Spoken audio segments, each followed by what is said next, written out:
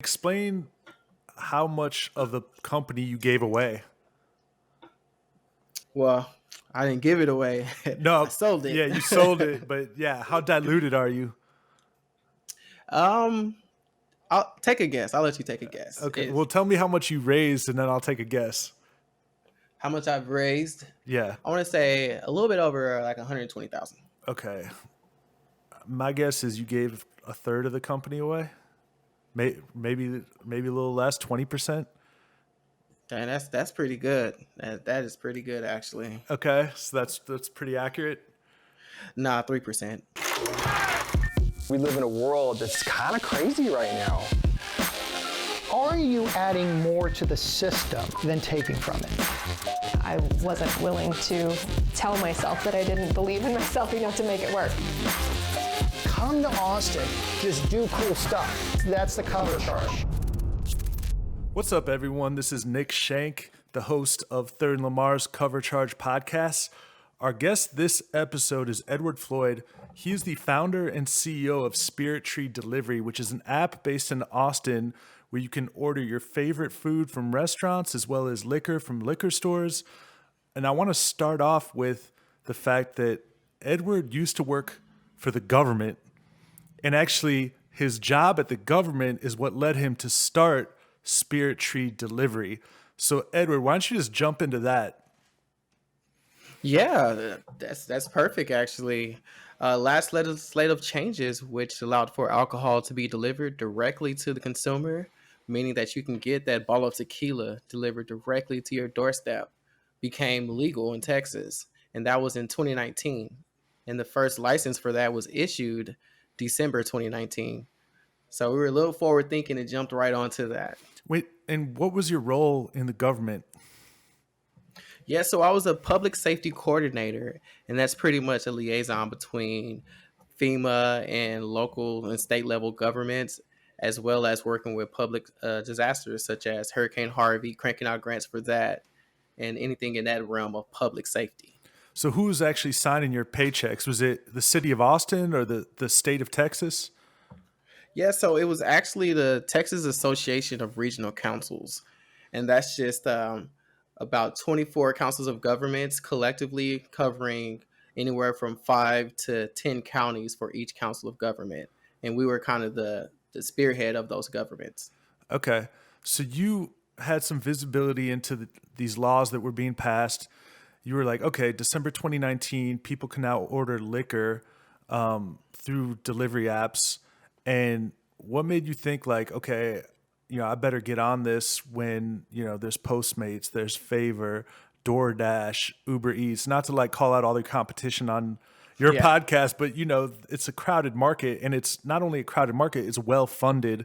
And let me add this, and I could be totally off here, but my perception of government workers is they like the stability, they like the steady paycheck. It's a safe job, right? And so I don't necessarily relate those characteristics with entrepreneurship too. So talk about how all that fits together. Yeah, so the number one thing that happens, yes, there's a stability in government and the big bureaucratic system. But what happens is you get a millennial in government. And if you aren't able to retain that millennial talent, we are entrepreneurs at heart. So we're going to jump and do something that we feel is better for us. So it's really just not being able to manage your entrepreneurial talent. Because if someone was able to kind of cultivate me and mentor me in my role, I probably wouldn't be where I am today. Interesting. And so talk to me about facing all that competition, and you still thought, hey, this is a good opportunity. And correct me if I'm wrong, but I thought, so like before December 2019, even with Favor, if I tried to order beer through the app, they couldn't do that? They should not have been able to do that. They might have a little loophole because they do the whole runner system to where it's typically a favor. You're paying someone to go do that for you versus facilitating that. You going into the app and actually purchasing that. So favor is a little more set up as almost a consumer to consumer, a friend to friend type of basis. We're simply like Uber Eats and DoorDash. Okay. So there's a distinction between what Favor does and what like DoorDash and Postmates do? Yes, typically they're supposed to partner directly with that business and they're facilitating that sale with the business. A lot of times with Favor, it's not a direct facilitation. Those drivers are calling those restaurants, placing those orders on your behalf and picking those up. Okay. Okay. And while you were working for the government on the side, you were a delivery driver for Postmates, right? Yeah, I was actually a Postmates driver, and oddly, I was super excited to go around making deliveries as a Postmate driver. Okay. And so you had that experience, you saw this law was passed, and then you kind of sprung into action. I want to get to like some of the things you did to get the app actually launched, but before that, like how did you decide on the Spirit Tree name? Yeah, it was actually my sister who spearheaded that. And the whole Spiritry name started out as when we began, we were going to be alcohol and tobacco. And that's kind of where the spirit and the tree came in. And then ultimately, we did want to be the first ones in Texas to deliver cannabis products, but that's down the line a little bit, a little forward thinking. So you can get your alcohol and your smoking products all in one place. Okay, so you have this idea to launch a delivery app for alcohol, and obviously you're thinking big down the line. Maybe when marijuana is legalized here, you guys can be the go-to place for that. But talk about launching the app. Who did you hire? Where did you get the money to launch the app? Yeah, so as we started out, in this field, you really have to have money in a sense to progress. So the biggest thing that I did was figure out how can we obtain capital and without expanding all of my capital, which that's really how it happened. I expended a lot of my capital and then wanted to get my friends and family involved so they can make money as well because I feel like we're going to be big one day and I want everyone else to make money because a lot of my friends and family and people I know never had the chance to invest in like a Uber Eats or a DoorDash or a Microsoft or a Google. So with the company with potential, I went ahead and incorporated the company and then started selling shares, almost like a crowdfunding, but within house and crowdfunding with family and friends. And that's where I got a little bit more capital to progress forward. So we're still underfunded, but we had a little bit of help with family and friends. Talk about the money that you put in first before you open it up to family and friends. Like, did you just max out credit cards? Oh yeah. Well, this is something that nobody really knows, but yes, doing the whole maxing out the credit card, spending all of my money in my bank account, maxing out the savings, and then to go as far as strategically using payday loans. Whoa. So, the payday loans, you have to pay those back or you're going to pay a lot more over time. Yep. So I would strategically get payday loans, such as I would get a payday loan maybe on the first of the month. And then as I start to pay that one off, I would switch over and get a second payday loan from another lender and then use some of that to pay off the loan and then use the capital to push into the company. And it was just kind of like a robbing Peter to pay Paul type of thing. And what are the interest rates on those payday loans? Oh, ridiculous. I can't even put my finger on it, but typically if you're getting $1,000 in a payday loan, you're probably paying anywhere from $1,500 to $2,000 back if you do it over the recommended amount of time. But if you pay it back sooner, you're spending a lot less. And do you mind me asking what were you getting paid in your government job? I was making it quite a little bit for a new graduate. I was making about 55,000, and then with the military, so roughly I was bringing in about 65,000 a year. Okay. What's the military thing you mentioned? Yeah, so I'm actually in the National Guard. Oh, okay, got it. How long were you trying to do like parallel path it before you decided to just do only Spirit Tree delivery? Well, my plan was to because we did all of the paperwork and everything in January, so my plan was to go possibly until March, until that spring time frame. But it started overtaking my time and required more of me to where I actually prematurely left my job in February and was just bootstrapping it like crazy. Okay.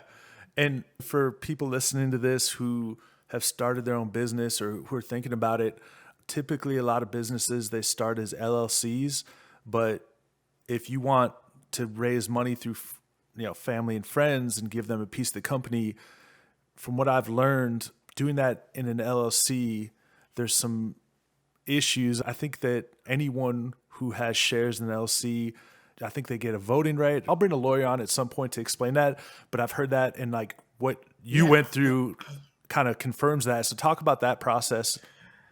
Yeah, that's actually a great talking point because we were at LLC for about a week.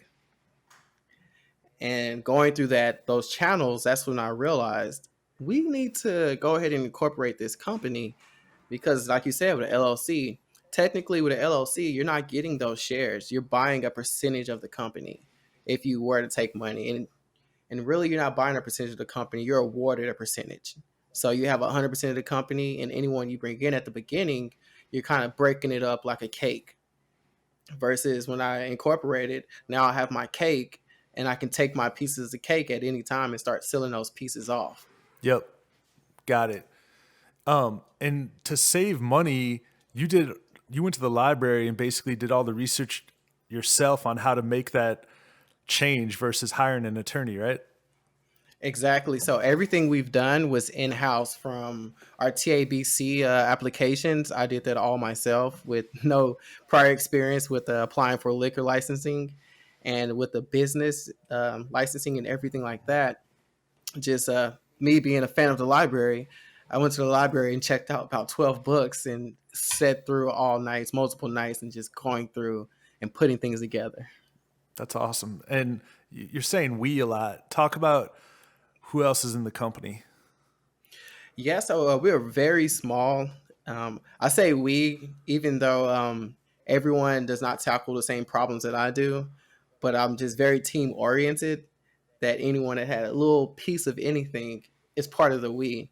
So right now, into the C-suite, you have me, of course, and you have a good friend of mine who's kind of occupying that operations officer standpoint. And then of course you have my girlfriend who actually works for Microsoft, and that's where I get a lot of my help from in the technical aspect. And then I have another friend who is kind of like an understudy who's working with us. So once we grow and jump into like a market like Houston, she can like take everything that she's learned from me and under my leadership grow Houston. Okay. What's it like working in the same company as your girlfriend? Um Yeah, so that was a headache in itself. I mean, we both understood the common goals, but it was different for her because she always told herself she's a software engineer. She was like, "I never want to work for a startup. I don't want none of that headache, none of those problems." And then lo and behold, I started a startup, and she tells me all the time, "I never want to work for a startup, but I'm only doing this for you." That's funny. So did she develop both apps, like the Android and the iPhone app? Yeah, so we actually both went hand to hand on that. And we pretty much use a content management system to kind of put that together. I'm limited to HTML, but she has a more expansive list of languages that she's good with. Okay. So in February, you quit your job, dedicate all your time to Spirit Tree. Are you taking a paycheck at that point, or are you just putting any money you guys make back into the business? Yeah, so I received my last paycheck, I want to say March 1st, I believe. And from that point on, it's been every dollar that I can get my hands on, and every dollar that we make gets reinvested into the company. And so you're surviving off the money that friends and family invested? At this point, it became more of a whatever I'm able to make from the military and a lot of my odd jobs that I do on the side. Because the initial investment that we received from family and friends that helped push us over the hurdle of obtaining our licenses. Got it. What so So now it's like, yeah, straight profits are just getting regenerated. what are those odd jobs that are bringing in money besides just doing the National Guard stuff? Yeah, so I actually mount TVs. So various people have contacted me to mount their TVs. Some people will get like 2 or 3 TVs mounted in their houses. Now to go do that, as well as other handiwork and other business solutions through working through Spiritry, I was able to kind of develop an experience that people value as far as doing TABC applications for other businesses who are looking to sell alcohol. Uh, And that's a very expensive field. Interesting. We did a story on Third Lamar about the fees that a lot of Yes. these other apps charge. So app companies, we're talking about DoorDash, Uber Eats, Grubhub, etc. They typically take like 20 to 40% of an order, and sometimes they charge marketing fees for restaurants to be Mm-hmm. featured. And on top of that, I know Grubhub charges like a 3% plus 30 cents per order processing fee. So, Yes. I think this came to my attention because earlier this year there's like a viral Grubhub invoice that a restaurant owner in Chicago posted, and it showed like their gross sales and then like what they actually netted after all the fees and promotions and discounts, and it was eye opening to say the least. So I think like you went into this not only seeing the opportunity with alcohol delivery, but you Mm-hmm. noticed these delivery fees that other apps charge. Ultimately the restaurants have to charge more, so it gets past the consumer. How do you guys make money? Yes. So we make money ultimately by, well, just to back it up, once we started jumping into the food realm, the food delivery realm, our mindset was, what can we charge that everyone is comfortable with, and that's not going to overcharge the customer as well. Okay. And that's when we did the research of exactly what everyone's charging from Uber Eats and DoorDash, and then really figured out where we can go. So we actually took ours down to 15%, and that's a happy medium for a lot of places. It's 15% versus a Grubhub and DoorDash. A lot of them are going to charge at a minimum 25%, and that can go up to about 35%, sometimes 40%. And that's nowhere near the profit that those companies are seeing, because they charge a lot more fees on top of that get passed on to the consumer. And let's say I order $100 worth of food from y'all or liquor. Hmm. So I'm basically paying $115, but it's based on where I am, right? If I'm out in Leander, the delivery charge is going to be higher, right, than if I'm in Central Austin. Yes, well, actually, with that order, let's say it's $100 and taxes is included, so you're at flat at $100. You as a customer, you're only paying $100 plus that delivery fee. So if you're about 10 miles away, it's $110, and that's it. Okay, and then let's say I ordered that liquor from Specs. What's Specs paying you for that, for facilitating that sale? Okay, that would range, but it would probably be for that sale there. It'll probably be $8. Okay. I imagine you have a ton of people reaching out to local retailers about getting on Spirit Tree. Explain that process. Oh well, let me break the bad news to you with that one. Okay. We don't have a ton of people. It, it's literally, so every restaurant and liquor store that we have so far, I've been in contact with them, and I specifically facilitated that, getting them on. So from recruiting to onboarding, a lot of that is what I'm doing. Okay. And what's the typical response you get when you reach out to someone?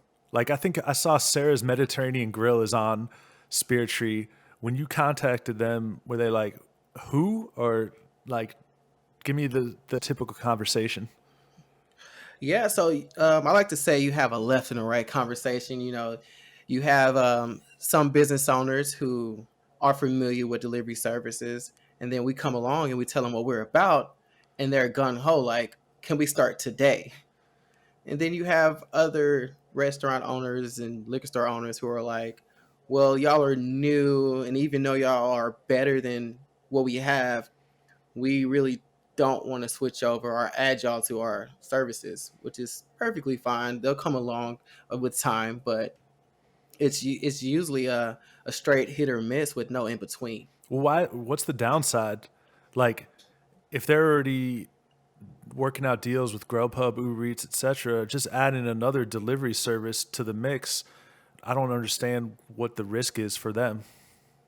There is no risk, to be frank. There isn't one.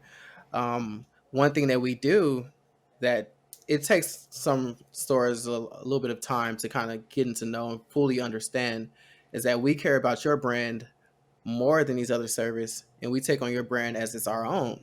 So when we're interacting with your customers, or when we bring our customers to your site, we're very, very attentive to everything that we do versus the larger companies. They just list you, they don't care, whatever happens happens, and that's where you get those negative reviews from. Okay. Interesting. So, what have you learned about consumer behavior since COVID hit in March? I know you launched the app in January, you decided to do it full time in February. COVID hits in March. Everyone starts ordering through delivery apps, but local restaurants are also shutting down left and right. Have you seen it as like, in terms of just specifically your business, COVID's helped you, or it's been more difficult because just more restaurants have shut down, places aren't really operating as at full capacity? Well, for us, the pandemic, you think it would have been something great for us, but with launching in the pandemic, it became kind of a hurdle because now everyone are is gravitating to these other services, and then us coming in, kicking in the door, it's like we have to kind of resell delivery all over again to these restaurants who might have been burnt out by other services through negligence, such as drivers eating the food, drivers never showing up. So it's kind of like breaking those doors was a little bit harder in the pandemic for us, but once we started breaking those doors open and the name started getting out there and people started to see, okay, these guys are about business, and then they're doing business with a smile, and that's kind of ease attention for us. Okay. And how did you get the drivers on? Like, if I'm a driver, no offense to Spirit Tree, but I'm like, DoorDash, Postmates, Grubhub, etc., are established. There's probably a ton of volume through those apps. Like, I could probably make way more there. Tell me why I'm wrong. Hmm. You're not. And actually, when we were first bringing on our drivers, we were letting them know like it's perfectly fine if you're doing Spirit Tree and other delivery services. Like, we're building up and we're growing, and we're definitely going to treat you better than these other services, such as we do guarantee at a minimum you'll make is $10 a delivery.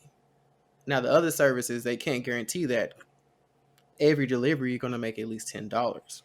But what they can guarantee is that you're going to have maybe 20 or 30 deliveries. And that's kind of like iffy in itself. So the biggest thing we have is transparency. You know exactly the leadership of the company, you know exactly what's going on. If you ever have any questions like, hey, I'm not getting any deliveries, you have a direct contact to where you can reach an actual person. Okay. When I worked for Postmates, I didn't have that. It was just I would drive around and hope to get a delivery, but I never had someone to tell me, hey, deliveries are going to be extremely slow right now, or hey, we're going to have a pickup at this time. If you're available, we'll make sure to push deliveries your way. How many drivers do you have right now? Right now, we have about 30 drivers that we have in our vault that we kind of push around. Okay. So they're not always active at the same time because we like to mitigate to make sure that the the delivery volume and the drivers are kind of close to each other. That way, one's not tipping the chart. We have too many drivers, not enough deliveries, such as the problem with all the other services, are too many deliveries, not enough drivers, which that's a problem I would love to have because we can kind of add more drivers as we go. Yeah. In From the outside looking in, my thought about a delivery company is there are a lot of logistical hurdles and forecasting demand. I Hmm. imagine that's challenging.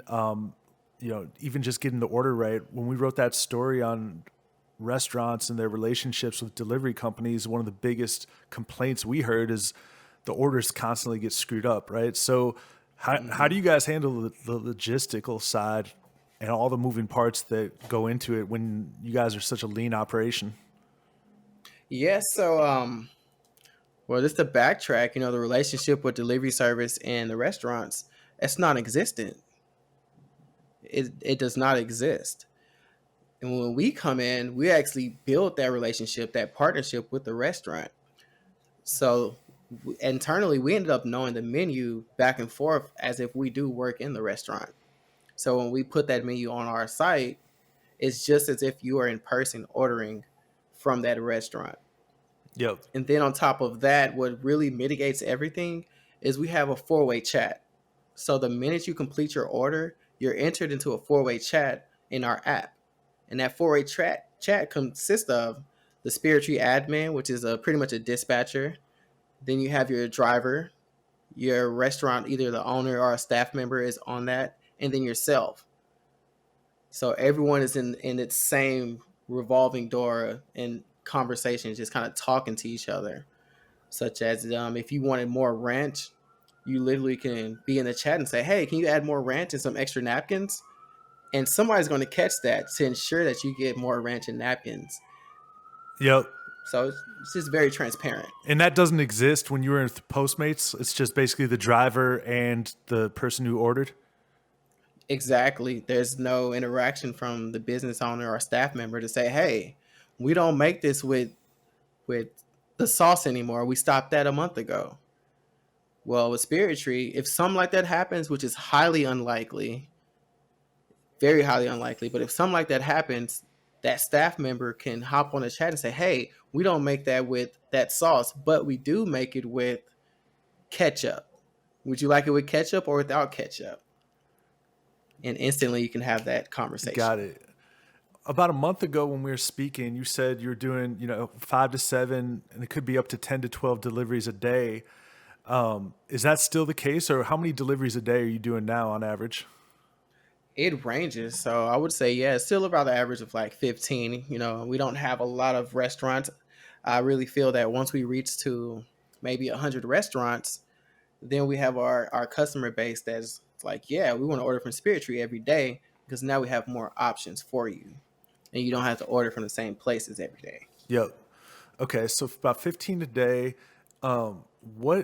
What's the number one place people order from right now? Oh, right now, so everything switches over from week to week, but right now, Soju Korean Kitchen and Bar, it seems to be the go-to. They actually won Best Fried Chicken in Austin. So they're typically the go-to right now. It's where a lot of customers are ordering from. Okay. And is it mostly food delivery right now, or do you do equal parts like food delivery and alcohol delivery? I would say equal parts because you might have a Friday night to where everyone just orders food, and then a Saturday night where everyone orders a little bit of food and a lot of alcohol. Yep. So it's inconsistent and kind of sporadic. Okay. So I just want to go back to something you said earlier. Initially, when you launched this, you thought about alcohol and tobacco products, but also down the line, marijuana. I think one story that maybe hasn't gotten covered as much as others during the most recent voting is how many states now have legalized recreational marijuana. Texas is not one of those states, but from having worked in the government in Texas, do you know something maybe the general public doesn't know about the appetite here for that? Do you see something coming up on the horizon soon where you feel like marijuana will be legalized and this is going to be a big part of your business, perhaps the biggest part of your business? Yeah, I actually feel that that things will change. It will probably take about 4 more years. So our next legislative session, I don't foresee anything getting pushed through during that session, but I do foresee the door kind of getting broken down a little bit for the future session that allows for the recreational use of marijuana. Okay. You talked about expanding to Houston. What other plans for expansion do you have? And, do you get demand from other cities? Do you have people saying, "Hey, I wish you guys were here," or "Wish you guys were servicing here"? Yes, from all standpoints. So, from a consumer standpoint, we have people contact us all over saying, "When are you coming to this place? We really want you to come to like San Antonio. We want you to come to Dallas. We want you to come to Cleveland. Why aren't you in Florida?" We get those from customers all the time. And then from a business standpoint, businesses have contacted us and wanted us in their area. We actually are about to go live with a liquor store in Dallas. Just finished setting that up. We should be going live this week, possibly right before Thanksgiving. That owner, he pretty much said, "I'm using Drizzly and Minibar, but I want Spirit Tree." And when somebody really wants you, you find a way to make it happen. Okay. One thing I've noticed about all these delivery companies is, the reason why they're so capital intensive is because of their customer acquisition costs. They funnel a ton of money into ads. You guys obviously don't have that budget. What have you learned about customer acquisition, and like, what are you willing to spend to drive a new install of your app right now? Well, typically, a lot of our marketing is it's different from those well-funded companies. We're really coming from the bottom up and keeping our cost mitigation pretty low. So for us to acquire a customer, it'll probably cost fractions of someone else's budget. So we might get an install and it might cost us maybe $3 a customer, which is crazy. Versus a Drizzly or a Minibar or Uber Eats, they may spend like $150 just to get one customer. Yeah, I'm sure they have customer lifetime value calculations Yep. and they're maybe willing to lose some money to gain market share. But so you're spending $3. Explain where that money's going. Are you talking about $3 in terms of like Facebook ads, or are you talking about $3 like when you look at all of your overhead and you put that over how many installs you have, it works out to about $3? Yeah, so it ended up working out to about $3 when you actually put the numbers down on paper. So let's say we might spend like $400 on the advertisement, right? And then over time, we may have like 300 installs just from that, maybe from that advertisement, maybe from one that we actually spent $20 on. So it kind of averages out when you put it together. It's like, oh, we have all of these customers. In give and take, there is a human error of some customers who haven't encountered any of our ads but have downloaded the app. So you have that little error in there, which actually brings it down to about $3. Yeah. What about the average age of people that are ordering from you? What's that? Are you seeing like mid-20s to mid-30s or what? Yeah, our average age is 25 to 35. Okay. Male or female? Majority. The majority female. For some reason, the ladies love us, but Oh, so what do you think is the hardest lesson you've learned so far? the hardest lesson I've learned was to stop, desiring for venture capital and these big budgets and really just figure out how to make what you have work. And it's easier said than done because you're fighting these billion-dollar companies, but our value really speaks for itself. And have you been approached by investors? Not large level investors. I've had a couple conversations with a few, but nothing really takes off because with, like you said, with all these billion-dollar companies, it's like, all right, well, talk to us when you have more traction, when you do this, when you do X, Y, and Z. But when that happens, when we grow, and let's say we take over the whole city of Austin, I mean, we've been bootstrapping. And it's like we don't need a venture capitalist to progress our company to other cities. We can just continue doing what we're doing. Yeah. And so early on, were you thinking, okay, we just need a little bit of traction, then I can like raise some money from investors? Because maybe you thought that was the playbook other apps use, so you have to follow that playbook. And then what was the light bulb moment where you said like that's actually not what we need to do? Yeah, so that exactly was the playbook I thought it was, because if you look at the history of all these other companies, they have the seed round and they have the Series A, and they just keep progressing and receiving millions of dollars at each level. And at one point in time, I was pretty upset. I was like, man, if we were somewhere else, we would get all of this money just to be where we're at right now to progress. But that moment really came when the customers we had in the beginning were using our service and they were just really complimenting us and telling us like, we love what you're doing. Like your customer service, the attention to detail that you spend on a customer is exceeding what I've ever had done from other services. Which that was a light bulb moment of, okay, if we're making this impact with nowhere near the budget that everyone else has, then maybe we have something golden that we can just keep refining and building and growing and really pride ourselves on. And that was customer service. Something that we have that I believe no one else is doing is emphasizing customer service. And internally that turns into, $1 million company. Yep. So a lot of people say, okay, it sounds great to take money from friends and family, but then, remember you have to face them when you sit down for Hmm. Thanksgiving. So Thanksgiving's coming up. And we may have this actually published after Thanksgiving, but we're going into Thanksgiving this week, and you're about to, I imagine you're going to talk to family and friends, if not sit at the same table. Is that uncomfortable for you, or are you like they're just real supportive? Or are they going to be like, well, tell me how the company's going? Is it going to be awkward at all? No, not at all. Because one, no one has really gave us that large level amount to where it's like, hey, I emptied out all of my savings and bank accounts for you. You know, it's really everyone. We kind of nickled and dime. Like, hey, this guy gave us $100. My cousin gave me like $50, and then we kind of added everything up from there. But I set the standard from the beginning that this is an investment. You're investing in this company. It's not a loan. You're not giving me money. You own some of my company, Yeah. and you are an investor. When you have that line and you don't cross that line and you let everyone know, you're investing in my company. Now, this is you're owning a piece of it, but you're not running this. So just sit back and let me turn your $50 into maybe one day 5,000, maybe 50,000 one day. But this is ultimately a risk. You take a risk when you make any investment. We're just a private company. We're not public.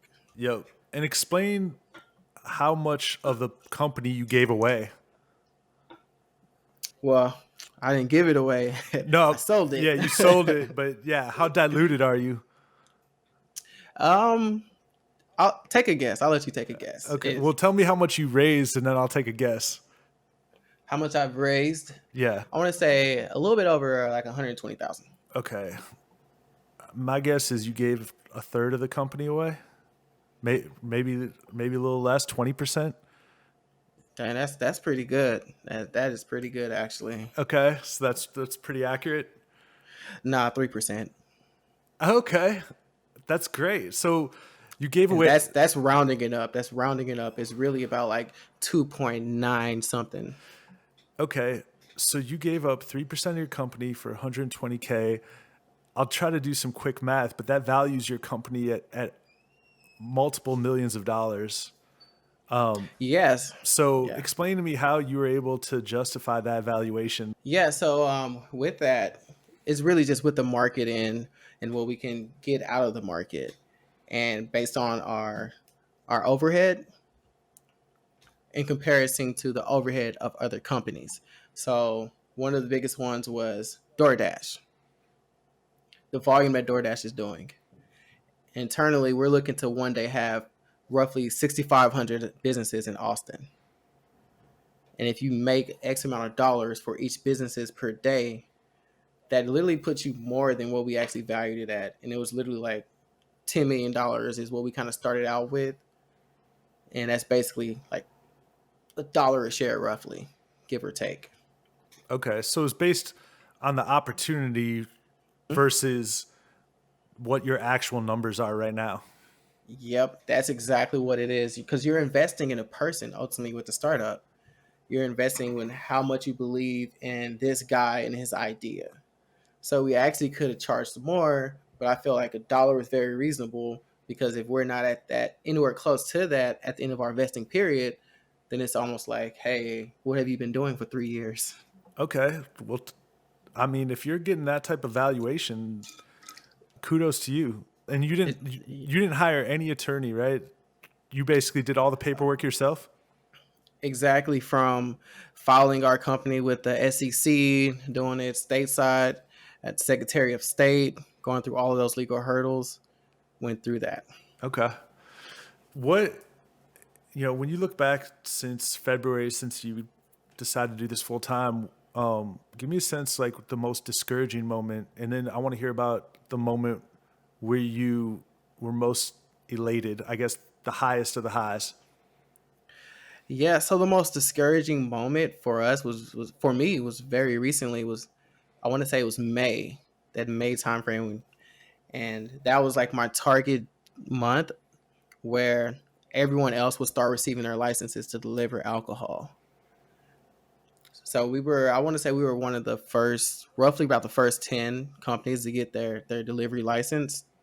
but I was waiting for a couple more licenses, and I just felt like, oh, all this effort was kind of like wasted because now the billion-dollar companies are doing what we're doing, and they have these huge budgets to just take over the market, and they can drown out our ads and just drown out ultimately Spirit Tree in itself. So it was pretty discouraging at that time. And I was like, well, like what can we do now? Like, but What you what get turns because that around? you just thought like, all right, they beat us to the punch, and now like Yeah, we don't have that first mover advantage. They're way ahead of us, right? exactly. Exactly. Now, since they have the capital, we're good now and just jump ahead and shoot to the moon. Yep. Yeah. But it was really our customers that did it for me. It was one customer in particular that was just like, man, I want y'all to have every place that I order from because I order delivery every day. And if y'all had all of these restaurants, I would order delivery from y'all every day. Yep. That just shows you're onto something. I think one thing that's helped us with Third and Lamar, or at least me personally, is somebody had mentioned to me, I forget if it was a friend or family member, was like, just don't pay attention to somebody else's scoreboard. That's not your scoreboard. And so it's easy to play the comparison game and to think either about your competition or maybe how well somebody else is doing with their business, their venture. I think it's everyone's playing a different game. And even if they're in the same industry as you, it's, that's their scoreboard, not necessarily your scoreboard. That's always helped me kind of just remain focused on what we're doing and like our timeline, because our timeline isn't going to match necessarily everyone else's. And honestly, you're playing a very different game than DoorDash, Uber Eats. On the surface, people will be like, oh, they're both delivery services. But once you start taking a ton of money from institutional investors, VCs, whatever, it's a very different game than a company that's Yeah, bootstrapped. exactly. You have a lot more things to answer to versus a family member. You can sit down and have that conversation, or a friend can sit down and have that conversation, and they're an understanding like, hey, it's going to be about 3 years before you see any profit. So don't expect nothing crazy. Okay, so you went from government job to just flying by the seat of your pants as an entrepreneur. What was the hardest adjustment for you? And going from where things are slow moving, there's a lot of bureaucracy, to like you're just relying on yourself and making decisions at a moment's notice. What's that adjustment been like? Well, one of the adjustments, because I'm a very lighthearted person that likes to see everyone happy. And the biggest adjustment for me was ultimately being a boss. And that's not being like bossy or anything. It's just learning how to be a CEO, be the person in charge, and not take that to heart. Because when I first started, just working with people, I kind of like tiptoed, like, hey, I need this thing done, and can you help me with this? Versus now, I'm a little more, I need X, Y, and Z done. And if X, Y, and Z can't get done, let me know, and I'll find someone else to do it, or I'll do it myself. And you kind of have to be that way if you want to progress and grow. Without that, you kind of impede your success. Have you had to fire anyone yet? Um, I call it parting ways. Okay. Have you? So tell me about how that went. How many people have you parted ways with, and tell me about the experience of the first time you did that. Yes, so about three of my core team members we parted ways with. Um, One, it just wasn't the best thing for her. I guess she didn't understand really how the startup lifestyle is. There's not going to be a lot of structure. You may expect an update every week, but for someone who's doing almost everything, you're not going to get an update such as how much you're getting for your time. You'll probably have a contract starting out, but it's up to you to take it on yourself to refer back to your contract versus expecting me to tell you every week of an update of like, oh, this is how many shares you have are awarded for your work. Oh, because it was someone you were paying in like Yeah, equity versus any cash. exactly. So that's what it was. I wasn't able to give you an update but I've gave you a layout from the start. So from the start, from this day until the next contract, you're getting this many shares. So in a typical job, you get a paycheck and you'll get your stub, every month or every 2 weeks. In a startup, it's like, no, just refer back to your paperwork. Yeah. Because I have 1,000 things going on, and being HR is not one of them. Yeah. The first people you hired, were they obviously your girlfriend's working with you, but were they mostly your friends? Yeah, so it was mainly friends. That's what I reached out to. Was I wanted friends of mine to one day, work with the company, and even friends of a friends. But that was just one of the things that kind of didn't work out, and it's not because it's a friend or a family. It was mainly through understanding what it is to work in startup culture. Yep. And yeah, there's not a lot of structure. 100% agree with that. And yeah, the feedback may not be as regular as a typical job, especially maybe a government job. Exactly. Yeah. Okay, so when I think about what you guys have built, the local angle is something that you guys are really emphasizing. It's a big differentiator, especially in Austin. People love local, and there's a huge Hmm. emphasis on local here. It's funny. I don't live too far from that Chili's on 45th and Lamar. I'm like shocked that it's still open because like a Burger King shut down. People don't like franchises, especially in Central Austin. They like local, and so in your marketing, you were talking about local quite a bit. Talk about how you think about your positioning, your marketing, and how you're trying to weave Austin into your brand. Because I did see a graph or a chart on your Instagram showing like, hey, when you buy from DoorDash or Uber Eats, your money goes outside of Texas, and when you buy from us, it stays in Texas.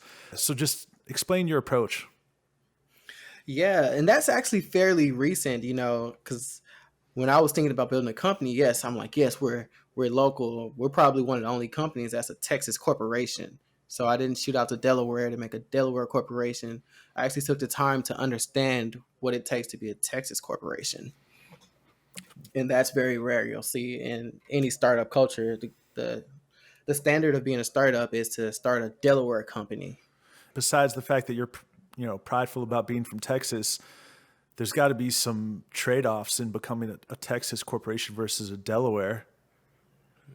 Well, for someone who's bootstrapping, it's easier to navigate and find those pitfalls within a Texas. Can't talk right now, but yeah, to like actually setting up as a Texas corporation because you live here, you're from here. I spend time in Texas government, so that's what I know. I know Texas.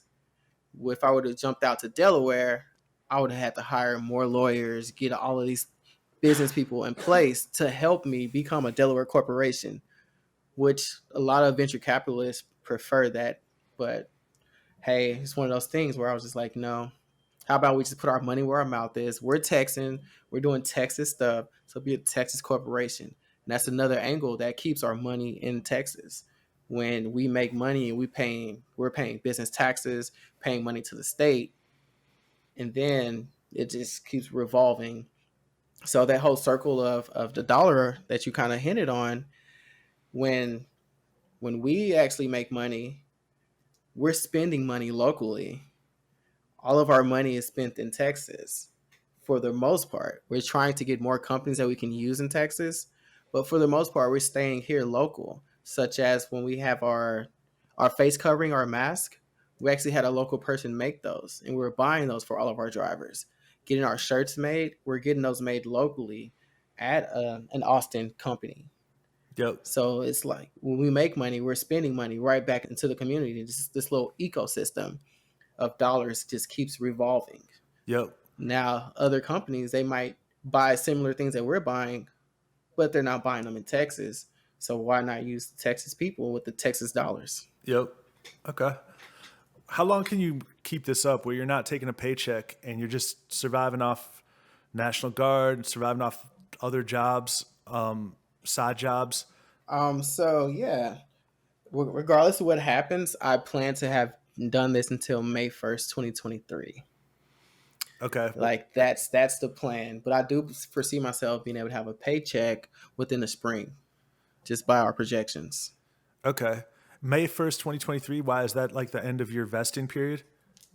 Yes, that's the end of the vesting period, and we don't have any guarantees with ours. But I did make promises, and in my word, everyone that invested in me already were people that believed in me and believed in every word that I've gave them because they see my work ethic throughout my life. So if I promise one thing, you can guarantee that it's going to happen. But legally, I can't say guarantee. What is your forecasted revenue for 2020, and what do you forecast in the growth for 2021? All right, so yeah, for 2020, yeah, that number's pretty low. I don't even want to shoot that out on the record, but because it's really we're less than a year old and less than even 6 months old in a sense. If you're not counting our soft launch to where we were ironing out the nicks and the kinks in our system, technically we've only been hard launched since July. Yep. And so give me a sense of your percentage like forecasted growth for 2021. 2021, yeah, see that's going to even sound crazy as well since we're jumping out there. So for 2021, I mean, I expect to be at about 1,000 businesses. So coming from, you know, 1 to 1,000, and even at the end of the year, we'll probably be at what, like 35 or 40 businesses. So let's say from 40 to 1,000, that's going to be a huge percentage. That's going to sound almost unicorn like. Yeah, like 2,000, 4,000%, Yes. something like that. Okay, I understand not Yes. wanting to give up your revenue figures, but what about total expenses in 2020? What do you expect that number to be? Total expenses. Well, let's say mm, total expenses. Actually, I can spitball that right now. Actually, give me a second.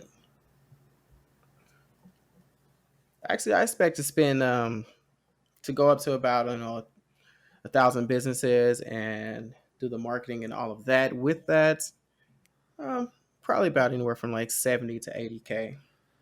That's your expenses for 2020 end of year?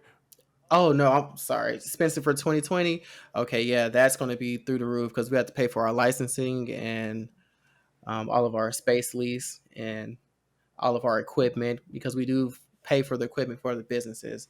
That 70 to 80K, that would actually be for 2021, our expansion period. Okay.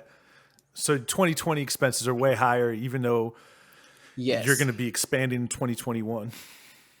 Yes, and with that is because you have the acquisition of getting everything you needed to build your apps, and then you have your licensing, and of course you have to pay all of the expenses of incorporating your company within the state, as well as paying the national companies to actually be legitimized in selling your shares, and then you have to pay that locally to sell shares. And it's an ongoing list of costs that we had to go through this whole year. And to nickel and dime that, I'm just overwhelmed that we're even right here. Yeah. Yeah. Well, cool. But Last, just know that that number is higher than what I expected for 2021. It's actually up I'm there. guessing you're in like the 200, 300K range is my guess. A little bit less than the 200 Okay. in that 100 to 200. Okay. All right. As for people listening who have thought about launching their own tech company or any type of business, what advice would you give them? Yeah, the biggest advice I can give them is try to find a way to do what you want to do with no money. It sounds crazy. It sounds crazy. And I don't mean like, get investors to invest in your idea. Like figure out how to make it work with no money, meaning that you're using your money to start. It's easy to build up and scale up than it is to try to jump from the top and then bring it back down to save money. Yep. Okay. So for people listening who want to download the app or learn more about Spirit Tree, how can they do that? Yeah, so you can actually download the app, on both stores. You can actually shop with us at spirittree.com. And you can also follow us on Instagram, Spirit Tree app. And that's where you can see everything that we're doing and just kind of grow with us as we're growing. Awesome, man. I really appreciate you opening up to us and sharing your story. And we'll get you on in the future. Once you enter the hyper growth stage with 1,000 local businesses on the platform. Yeah, can't wait for that. I might have to put you on the calendar as expected date so I can contact Nick at this day. For sure, man. You know how to reach me. Thanks a lot for joining. I appreciate it. We live in a world that's kind of crazy right now. Are you adding more to the system than taking from it? I wasn't willing to tell myself that I didn't believe in myself enough to make it work. Come to Austin, just do cool stuff. That's the cover charge.